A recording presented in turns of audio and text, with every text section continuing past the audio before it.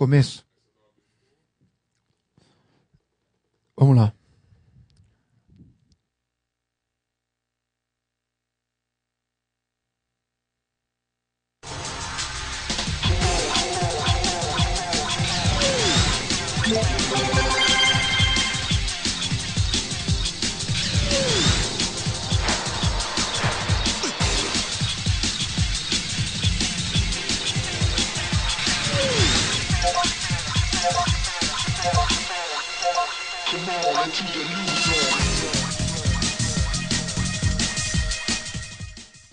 Olá, meu amigo, olá, minha amiga. Este é o curso Ícones do Direito, preparatório para o exame da OAB. Eu sou o professor Fernando Capês e nós vamos conversar sobre os princípios constitucionais do direito penal. O direito penal mudou completamente a partir da nova Constituição Federal. A Constituição Federal de 5 de outubro de 1988 transformou o direito em nosso país, e especificamente o direito penal. Qual foi a grande alteração, a grande modificação estrutural do direito penal? Nós tínhamos no século XIX um direito penal positivista. O direito penal pós-Feuerbach, que começou a se organizar com a teoria clássica, a teoria naturalista ou causal, era um direito positivista. O tipo legal criava o crime. Isso quer dizer que o legislador tinha absoluta liberdade de definir como crime o que bem entendesse. Não havia a crença em um direito justnaturalista que inspirasse a criação desse crime ou daquele. Não. Crime é aquilo que está na lei. A sociedade do século XIX era positivista. O juiz era considerado um escravo da lei. O Estado de Direito era um Estado formal de direito, em que todos ficavam submetidos ao império da lei. A lei era tudo. Dura lex, sed lex. Está na lei, acabou.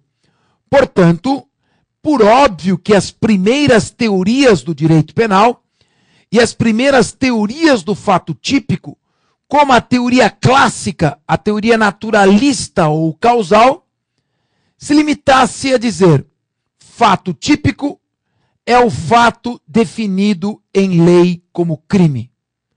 Se houver uma correspondência entre o fato praticado e a descrição contida na lei, houve fato típico. A teoria naturalista ou causal não se preocupava com nenhum outro requisito para a existência do crime. Única e exclusivamente um requisito que eu vou chamar de subsunção formal.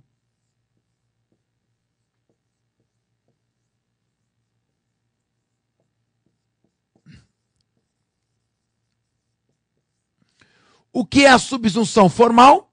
Pode aproximar. É a correspondência entre o fato praticado e a descrição contida na lei.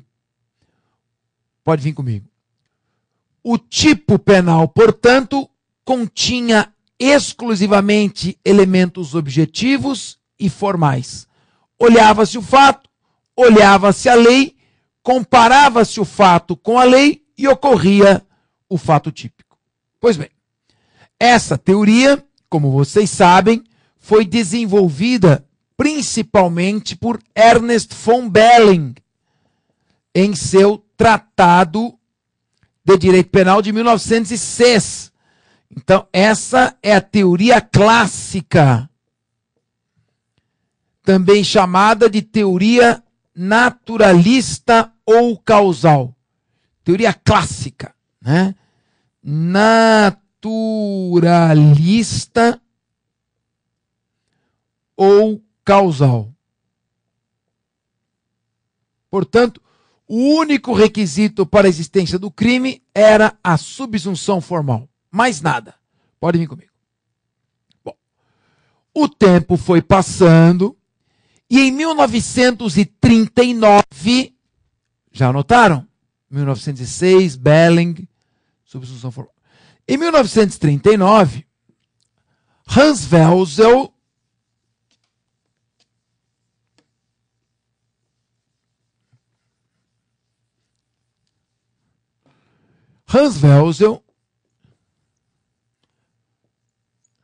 desmoronou a teoria naturalista ou causal. Caiu por terra a teoria naturalista ou causal. Welzel dizia, não, o fato típico não pode depender única e exclusivamente da subsunção formal. Para verificar a existência de um fato típico, não basta olhar o fato, comparar com a descrição da lei, fazer o encaixe e acabou. Não. Welzel desenvolveu a teoria finalista.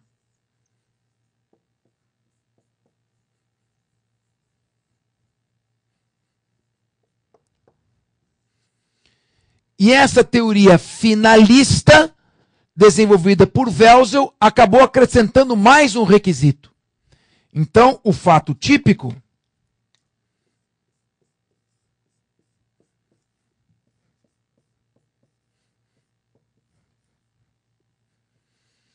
é composto da subsunção formal, você comparar o que foi feito com o que está escrito na lei.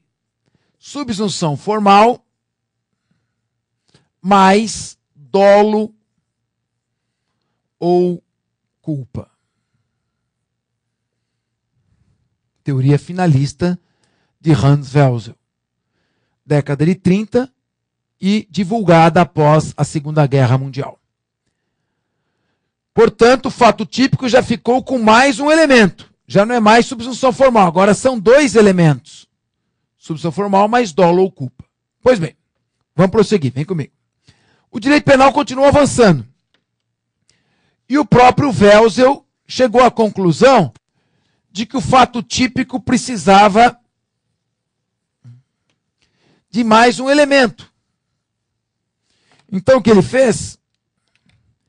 Ele desenvolveu a sua teoria pós-finalista, depois, pós-finalista.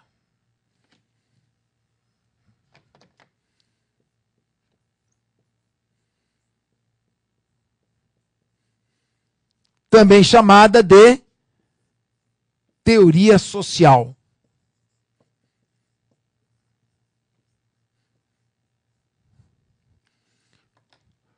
Welzel chegou e começou a pensar o seguinte, espera um pouquinho.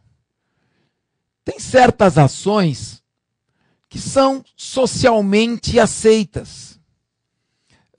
Por exemplo, o sujeito perfura uma orelha, provocando a lesão corporal em outro, para colocar um brinco. Lesões corporais leves praticadas entre duas pessoas adultas no ambiente privado, em práticas sexuais sadomasoquistas. O sujeito desenvolve algum tipo de ação que é aceita socialmente, que as pessoas aplaudem, acham que está correta.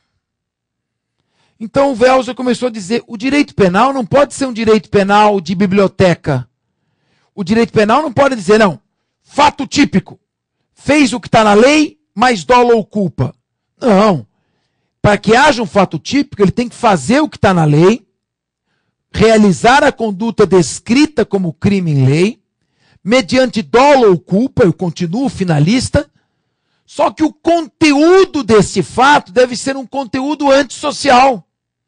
O conteúdo desse fato deve produzir um dano de relevância social. O conteúdo desse fato deve ser socialmente inadequado.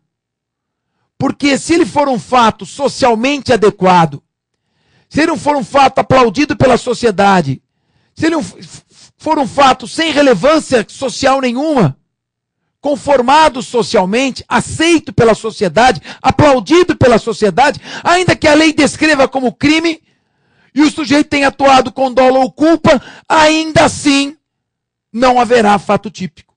O Welzel, então, ao desenvolver a teoria social, acabou dizendo que o fato típico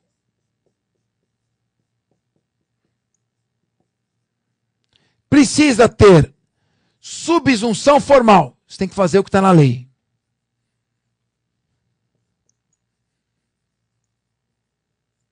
Mas precisa ter dolo ou culpa, ele continua finalista.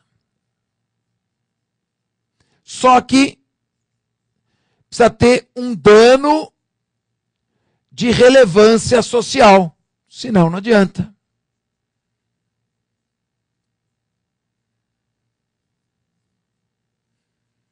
Tem que ter 3 requisitos. Tem que fazer o que está na lei, mediante dolo ou culpa, e tem que produzir um dano de relevância social. Senão, não é fato típico. Bom, o direito penal continuou evoluindo. Evoluindo. E entramos no século XXI. Bom.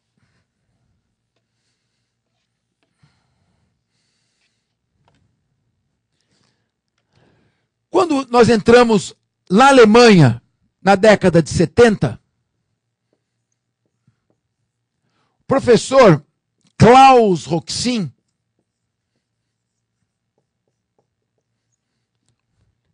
desenvolve o que ele chamou de teoria funcional ou funcionalista teleológica.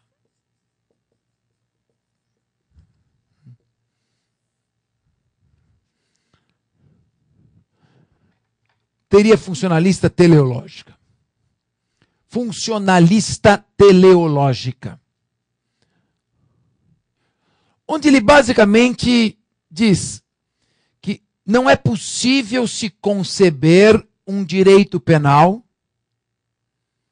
desvinculado da sua finalidade de pacificação social, de harmonia social. Não dá para se conceber mais um direito penal positivista, mecânico, de biblioteca, de decoreba. Um direito penal em que o operador do direito decora a lei e a aplica ao fato mecanicamente. O direito penal tem os pés fincados na realidade social. O direito penal tem um referencial sociológico com uma pauta de interpretação. O direito penal não está numa biblioteca empoeirada, dentro de livros eruditos. O direito penal está nas ruas, está nas relações sociais, está no dia a dia. Não há que se conceber um direito penal desprovido da finalidade maior da sua existência. Só existe direito penal para a pacificação da sociedade.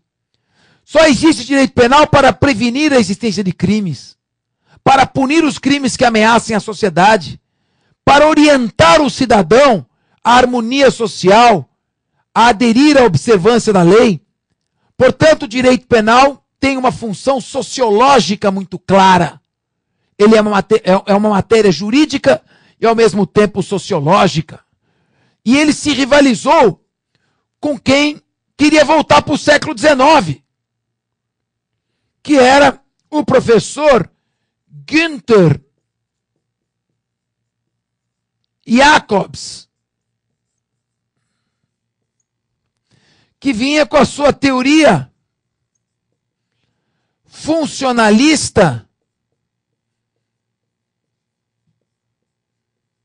sistêmica.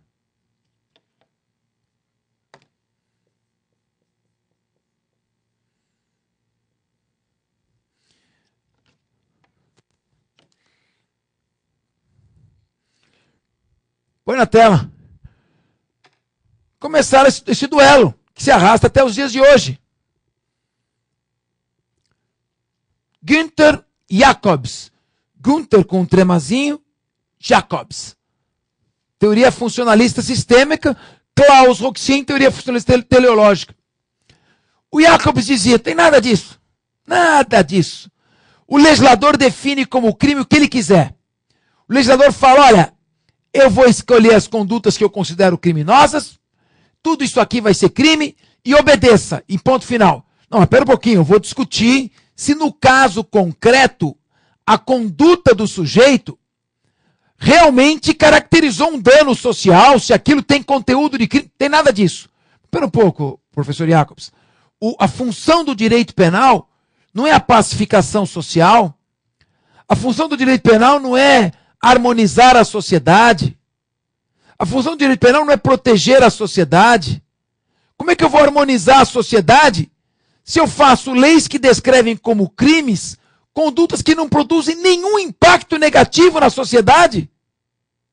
O Jacobs diz, a função do direito penal não é pacificar a sociedade. A função do direito penal não é harmonizar a sociedade. A função do direito penal é proteger o sistema. O legislador escolhe as condutas que constituem crime e as que não constituem. E uma vez que ele escolheu aquelas que configuram crime, o direito penal só tem uma função, ser aplicado. Aplique. Não discuta. Aplique. Mas neste caso concreto, foi um fato tão insignificante, tão irrelevante. Não discuta. Aplique e puna o sujeito. Porque os outros vão observar que, como ele foi punido, eles deverão cumprir a lei, porque senão também serão punidos. O direito penal, portanto, tem a função de mostrar quais são os comportamentos certos e quais são os comportamentos errados. E não tem função de pacificação social. Diz ainda Jacobs, se o sujeito erra um cálculo matemático, erra uma conta aritmética, eu só vou poder dizer que ele é burro, porque errou o cálculo, se eu mostrar qual é o cálculo certo. Ó, você errou, porque o certo é esse. Agora, se ele erra o cálculo e eu não mostro qual é o cálculo certo, todo mundo vai continuar errando. Então, eu só vou poder apontar o sujeito como infrator se eu puder dizer, ó, você infringiu a lei, então eu vou te punir. O outro que não infringiu não vai ser punido. Pouco importa que o conteúdo da tua ação não seja um conteúdo que põe em perigo a sociedade. Se está na lei, eu vou cumprir. Então, começou esse debate. Jacobs, voltando lá para o século XIX, fato típico é fazer o que está na lei. Roxin, dando sequência ao raciocínio pós-finalista de Welzel. Não. O crime tem que ter conteúdo de crime. E aí começamos esse embate. O direito penal brasileiro inclinou-se pela linha de Klaus Roxin e não pela linha de Jacobs. Ainda bem, né? Está escrito na Constituição que o Brasil é um Estado democrático de direito. O direito penal não pode ser um direito penal positivista, mas um direito penal democrático. Então tem que estar na linha do professor Roxin. A partir da Constituição Federal de 1988, nós passamos a ter duas formas de tipicidade. Tipicidade formal.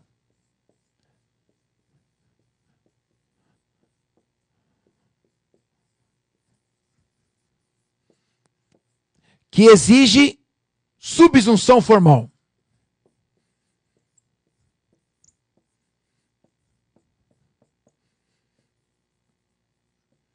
Mais dolo ou culpa.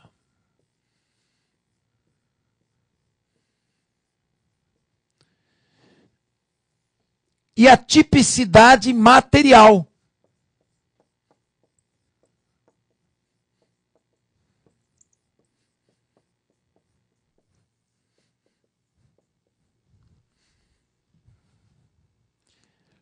Que exige conteúdo para o crime. Pode botar as duas na tela. Conteúdo. A gente pode chamar esse conteúdo de conteúdo material. Ou, se você quiser, já que pode cair essa expressão no concurso, conteúdo, na prova da OAB, ontológico.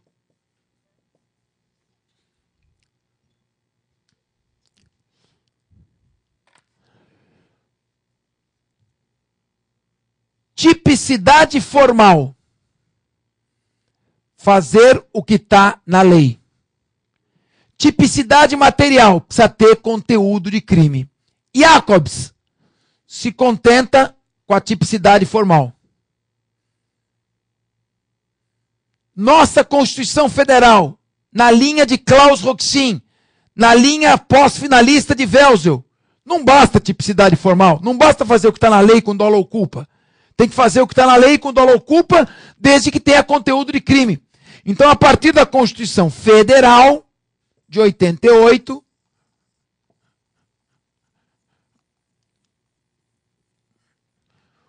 crime resulta da somatória entre tipicidade formal e tipicidade material. Subsunção formal mais conteúdo.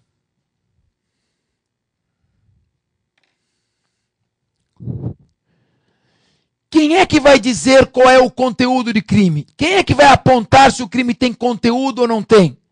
Os princípios constitucionais do direito penal. Então nós temos aqui, a partir da Constituição Federal de 1988, nós temos princípios que partem da Constituição. Me enquadre, por favor. Põe no centro, me põe no centro. Isso. A partir da nossa Constituição Federal de 88, da Constituição surgiram princípios, por isso que eles são chamados de princípios constitucionais, porque esses princípios derivam da Constituição de 88, e esses princípios constitucionais, princípios que partem da Constituição Federal de 88, vão exigir conteúdo material para o crime. Portanto, o que hoje o fato típico precisa ter? O fato típico tem que ter subsunção formal. Não há crime sem lei que o defina. O sujeito tem que praticar o fato exatamente como ele está descrito na lei. Subsunção formal. Segundo, dolo ou culpa. Finalismo. E terceiro, conteúdo de crime, que a gente chama de conteúdo material ou conteúdo ontológico de crime.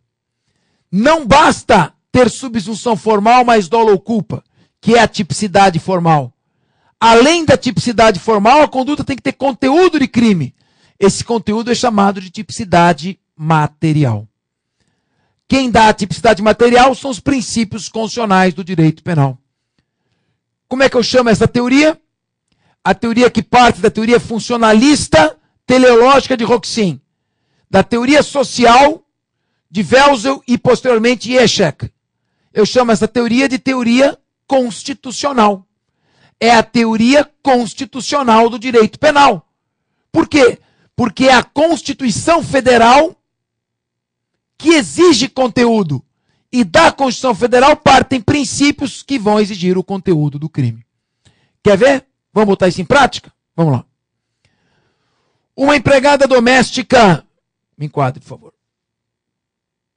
Me põe na tela. Uma empregada doméstica entra num supermercado, compra uma série de produtos, paga. Quando ela vai sair, no meio daquela compra grande que ela fez, compra de mês, localiza-se um óculos de plástico no valor de R$12, no meio da sacola dela. Fuço segurança, opa, esse óculos de plástico de R$12 aqui, não está no meio das mercadorias. A senhora comprou tudo isso, mas esse óculos a senhora furtou. Espera um pouquinho, moço. Desculpa. Eu sou uma pessoa honesta. Eu fiz a compra, não fui eu que coloquei esse óculos. Começou uma discussão. Pegou ou não pegou? Bom, qual que é a linha do professor Günther Jacobs? Vamos lá? Pode enquadrar essa metade. Jacobs. O fato típico, furto, pressupõe subsunção formal mais dolo ou culpa. Em tese, esta doméstica subtraiu para si coisa alheia móvel. Em tese, ela subtraiu um óculos de plástico do supermercado. Em tese, ela é suspeita de ter realizado um fato que corresponde à descrição contida na lei. e, em tese, ela agiu com dolo. Portanto, a princípio, em tese, ela praticou um fato típico, porque para mim só basta a tipicidade formal. Ele não exige isso, para ele não existe isso aqui. Como nós adotamos a linha do professor Klaus Roxin e entendemos que a nossa Constituição Federal exige conteúdo para o fato típico, nós seguimos a teoria constitucional do direito penal, que exige princípios para dar conteúdo, nós vamos falar o seguinte, espera um pouquinho, vamos ter bom senso, vamos ser razoáveis. Nós estamos discutindo por causa do quê? É um óculos de plástico de R$12. A senhora pegou esse óculos? Não, a senhora nega. Olha, ela negou. Ela é uma pessoa que fez compras aqui. É uma pessoa que está saindo. Ainda que ela tivesse pego esse óculos de plástico nestas circunstâncias, isso não tem nenhuma relevância social. O fato não tem nenhuma potencialidade lesiva. Não há nenhuma vulnerabilidade da proteção da coletividade. De maneira que nós estamos batendo boca sobre um fato insignificante, sobre um fato irrelevante. Mas, pô, está na lei que subtrair para si ou para outra em coisa alheia móvel é furto. Então tem subsunção formal, e a princípio ela pegou porque ela quis. Então tem dolo e subsunção formal. Querido, quando a lei diz que é crime subtrair para si ou para outra em coisa alheia móvel, entenda, interprete, não está se referindo a qualquer coisa alheia móvel. Está se referindo a coisa alheia móvel que tem um mínimo de relevância, um mínimo de significância. Então, este fato é atípico. Se o promotor botar na denúncia esse fato, ele não estará denunciando um crime, porque esta conduta que está aqui não tem conteúdo de crime. Se não tem conteúdo de crime, o fato é atípico. Tem tipicidade formal, mas não tem tipicidade material. Tem forma de crime. A conduta, em tese, corresponde a uma descrição da lei. Tem forma de crime, subsunção formal, mas não tem conteúdo de crime, tipicidade material. Para ser fato típico, olha lá atrás, tem que ter tipicidade formal e tipicidade, o contrário, né? Tem que ter tipicidade material e tipicidade formal. Senão, não existe fato típico. Então, o primeiro princípio, que é um princípio básico, muito bem explicitado pelo professor Klaus Roxin, é o princípio da insignificância, também chamado de princípio da bagatela. Fatos que pelo seu conteúdo sejam insignificantes, fatos que não representem nenhuma periculosidade social, não pertencem ao direito penal. Ainda que a lei os descreva como crimes, esta é a parte formal. Quanto ao seu conteúdo, por ser irrelevante, por ser insignificante, o fato é atípico. E como não existe crime, se em primeiro lugar o fato não for típico, não existe nada. Este é o princípio da insignificância ou da bagatela. Há uma segunda situação. Segundo exemplo que eu vou dar. Eu tinha acabado de passar no concurso para o Ministério Público e aluguei um apartamentinho lá para morar e convidei meu irmão. Fomos morar juntos ali.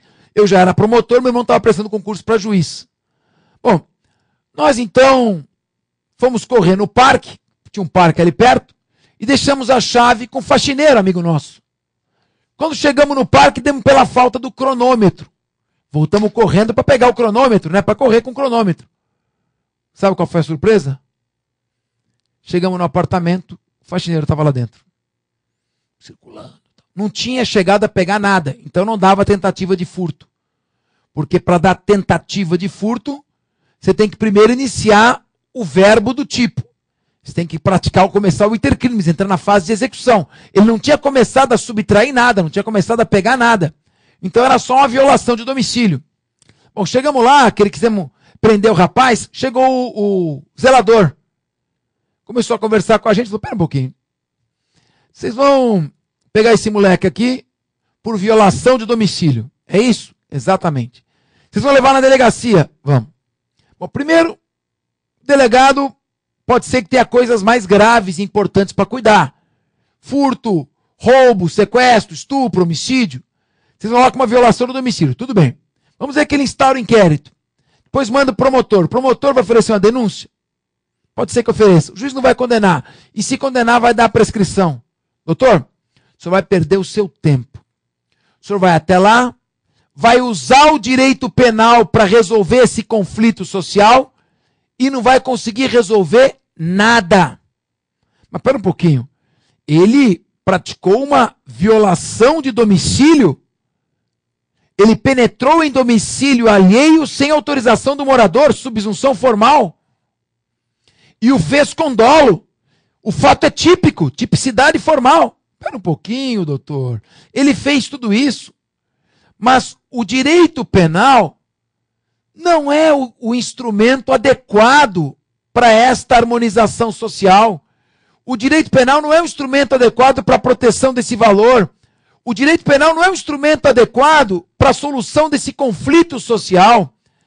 É uma coisa que sai do âmbito do direito penal. O direito penal é a exceção, doutor. Lembra do princípio da legalidade? Não há crime sem lei que o defina. A regra é não há crime. Essa é a regra. Só haverá crime excepcionalmente quando a lei definiu o crime. Se a lei não disser nada, se a lei não definir o crime, não haverá crime. Ou eu crio uma lei ou não existe crime. Esse é o princípio da legalidade. O que eu quero dizer com isso? Com isso eu quero dizer que o direito penal é a exceção. A regra é não há crime. A regra é a inexistência de crime. Só haverá crimes excepcionalmente nos raros momentos em que o legislador cria tipos penais, que são fragmentos. Ou ele cria um tipo aqui, um tipo ali, esses fragmentos, descrevendo o crime, ou não existirá direito penal. Essa característica do direito penal é chamada de fragmentariedade. O direito penal é a exceção. Por isso o direito penal deve intervir o mínimo possível. O direito penal é fragmentário. Ele só existe nos raros episódios em que a lei descreve o crime. Se o direito penal é fragmentário, a sua intervenção tem que ser mínima. Princípio da intervenção mínima. E se o direito penal deve intervir o mínimo possível, princípio da intervenção mínima, se ele tem que intervir só em último caso, ele é subsidiário em relação a outros ramos do direito. Princípio da subsidiariedade. Se eu puder resolver aquele conflito com o direito trabalhista, se eu puder resolver aquele conflito com o direito civil, para que eu vou invocar o direito penal? Para que eu vou entrar com o direito penal? Se ele é mais do que suficiente para resolver o conflito, eu não preciso dele. Então, o princípio da intervenção mínima diz que tem que intervir o mínimo possível. A fragmentariedade diz o direito penal é fragmentário. Ele está ali excepcionalmente. Ele tem que ser interpretado como exceção. E a subsidiariedade diz, por todas as razões, ele é subsidiário. Ele só entra quando os outros ramos menos agressivos falharem na solução do conflito. Então ele vem e diz, doutor Capês, o senhor acha que é caso de delegacia? Ele não vai falar de direito penal, é um homem que não tem formação jurídica. O senhor acha que é caso de delegacia? O que ele está me dizendo? O senhor acha que é caso de direito penal? Mais especificamente, o senhor acha que o direito penal deve intervir neste caso? Mais ainda, o senhor não acha que o direito penal deve intervir o mínimo possível? E aí ele conclui, doutor Capês, vamos demitir este moço com justa causa por ter infringido uma cláusula do contrato de trabalho. Demitido com justa causa, o direito trabalhista vai puni-lo agora. Ele vai sair daqui punido. A punição é imediata. E, ao mesmo tempo, não vai deixar uma nódoa de criminoso. Vai que ele abriu a porta por curiosidade. Vai sair daqui com a pecha de arrombador estigmatizado, com crime. Vamos resolver esse conflito com o direito trabalhista, que é um ramo menos agressivo. O seu direito penal fica subsidiário. Só entra para questões mais graves. Esse princípio da intervenção mínima, do qual decorre a subsidiariedade. O direito penal intervém o mínimo possível. E ele só intervém quando os demais ramos do direito falharem, fracassarem. Fato típico é o fazer o que está na lei, como o menininho fez, invadiu o apartamento. Mas, desde que tenha conteúdo de crime. E não tinha. Porque o direito penal não deveria intervir naquela situação, porque sociologicamente o direito trabalhista era mais adequado e o direito penal tinha que ficar subsidiário. Logo, o fato é atípico, porque falta tipicidade material, falta conteúdo. Quem está dizendo isso? A Constituição Federal, interpretada pelo Supremo Tribunal Federal. Uma outra situação. Então, eu já falei do princípio da insignificância ou da bagatela. Já falei do princípio da intervenção mínima. Já falei do princípio da subsidiariedade. Tenta primeiro com o direito civil, tenta com o direito trabalhista, tenta com o direito administrativo. Não dá, o fato é muito grave, solta o direito penal. Agora vamos falar do princípio da proporcionalidade. Princípio da proporcionalidade. O princípio da proporcionalidade diz... É um ditado muito comum, sobretudo no interior de São Paulo, mas antigamente.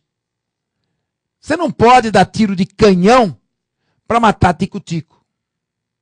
Até ambientalmente hoje, completamente errado esse ditado, mas só para a gente entender. Não pode haver uma desproporção entre o fato e a resposta penal a este fato. Tem que haver uma relação de equilíbrio. O Estado não pode descarregar uma sanção muito grave, muito elevada, para um fato que não a justifica. Tem que ter uma relação custo-benefício. Ora, o mal que ele fez não pode ser punido por um mal 10 vezes maior da lei. Então, se houver desproporcionalidade, o fato será atípico. E o princípio da proporcionalidade, ele vai exigir o seguinte. Vou puxar aqui um quadro para vocês.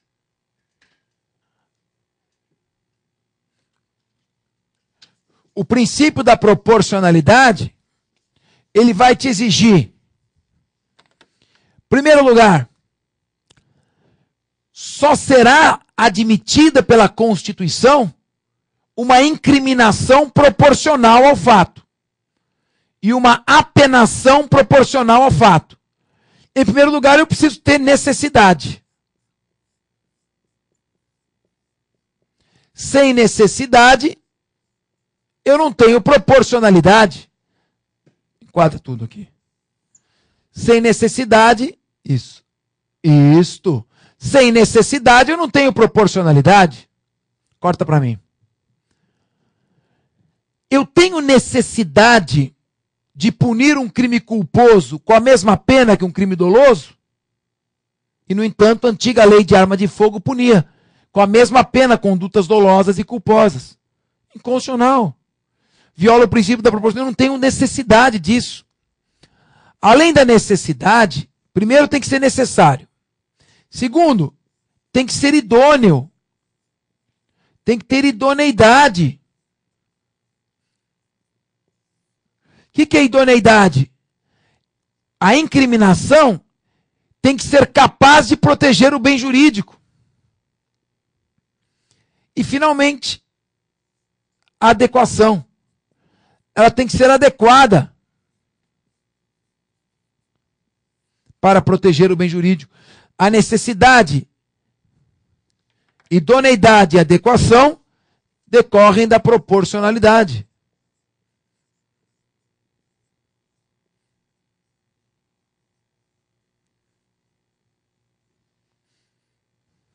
Proporcionalidade.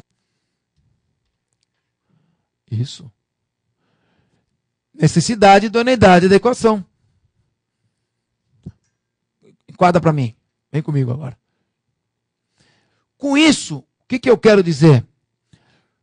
no Texas, uma cidade, não lembro agora a cidade no Texas, o sujeito subtraiu um chocolate Snicker. Uma delícia, aliás. O promotor do Texas pediu 26 anos para ele. Louco, né? Eu tenho necessidade de 26 anos de pena para quem pega um chocolate Snicker?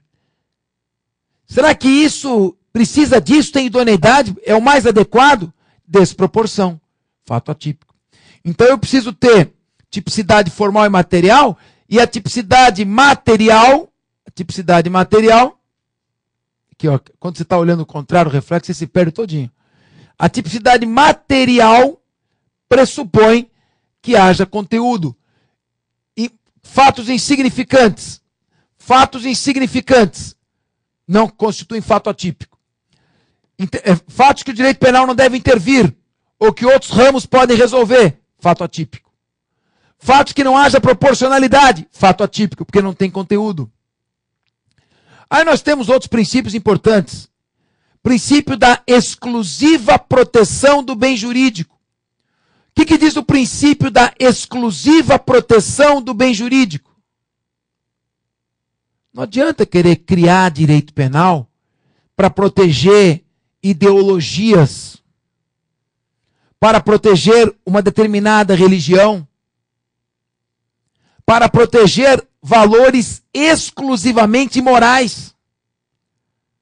O direito penal não se presta à defesa de valores meramente morais ou religiosos ou valores que escapem do âmbito da proteção jurídica, ideológicos no caso, ideológicos, religiosos, morais. O direito penal serve para pacificar a sociedade, harmonizar a sociedade mediante a proteção do bem jurídico. Só isso que ele serve. Bem jurídico. O que é bem jurídico? Bens jurídicos são valores fundamentais da sociedade.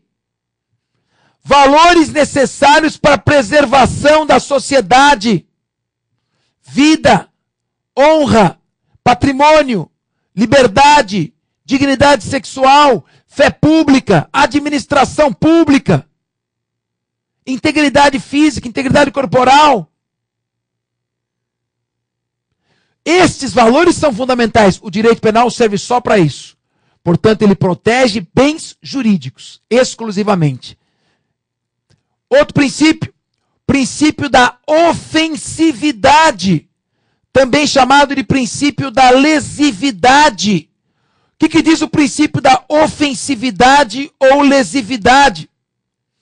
Se o direito penal serve apenas para proteger bens jurídicos, se a função do direito penal é a proteção do bem jurídico, da vida, da saúde pública, da integridade corporal, da fé pública, da liberdade, da dignidade sexual, quando, no caso concreto, o bem jurídico protegido pela lei não foi lesado, nem sequer exposto a perigo, não existe crime, por ausência de ofensividade. Pega o exemplo, um casal de namorados, estão meio a perigo. Desculpa. O casal de namorados está meio a perigo. Pega um carro, toca lá para uma praça, 3 da madrugada, tem ninguém na praça, caindo aquela chuvinha gostosa, e se atracam. Se grudam como aqueles cães sarnentos, que nem esguicho de bombeiro separa. Estão lá. Polícia pega. Crime. Por que crime? Ato obsceno. Ato obsceno? É. Praticar ato obsceno em local público. Praça pública não é local público? O que eles praticavam não é ato obsceno? Então, eu estou com Jacobs. Tipicidade formal. Praticaram ato obsceno em local público. Mediante dolo. Mete processo neles. Nossa Constituição segue a linha de Roxin. Funcionalismo teleológico. Tem que ter conteúdo. Se não tiver conteúdo, agora eu pergunto. Se a finalidade da incriminação do ato obsceno é proteger o pudor da coletividade, De que maneira um ato entre os namorados, praticados de madrugada, em tempestade, em local ermo, colocou em risco o pudor da coletividade? O operador do direito, você, futuro advogado, futura advogada do século XXI, não é escravo da lei, nós somos intérpretes. Tem que olhar o caso concreto e interpretar. No caso concreto, o bem jurídico não ficou nem perto de correr risco. Fato atípico. Porque a única coisa que justifica o crime é a proteção do bem jurídico. Isso chama-se ofensividade. Se o bem jurídico não foi sequer exposto a perigo, não há crime, por ausência de ofensividade. Não tem conteúdo, fato atípico. Porque o fato típico pressupõe tipicidade formal e tipicidade material. Outro princípio. Princípio do fato. O direito penal não pune pensamento. O direito penal não pune quem está só pensando que vai praticar um crime. O pensamento é impunível. O direito penal não pune atos preparatórios. O direito penal só pune o fato a partir da execução. Quando o verbo do tipo começa a ser executado. Quando o sujeito inicia a realização da conduta descrita no tipo. Quando ele começa a subtrair. Quando ele começa a vender a droga. Quando ele começa a matar. E assim por diante. Por essa razão, somente fato, fase de execução em diante é que configura o fato típico, o crime. E, por último, tem vários princípios, mas esse é só para a gente introduzir a maneira de vocês pensarem. Teve teoria clássica, chamada de teoria naturalista ou causal.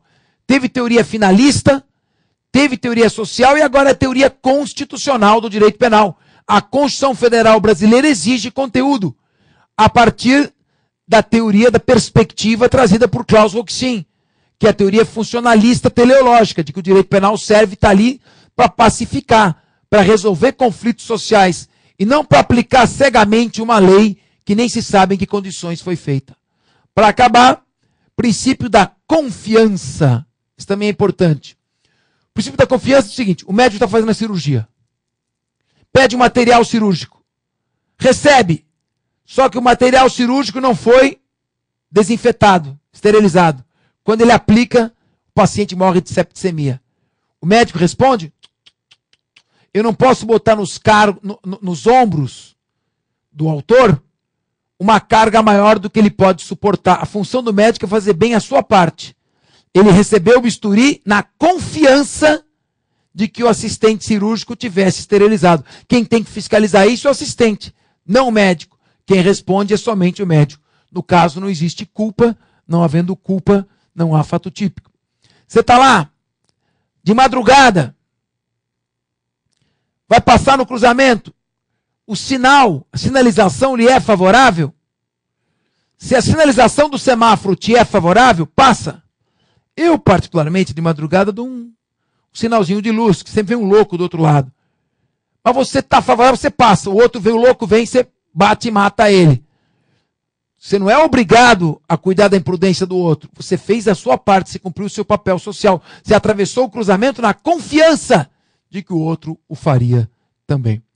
Então, esses princípios hoje são princípios constitucionais, porque derivam da Constituição e passam a funcionar como elemento do tipo.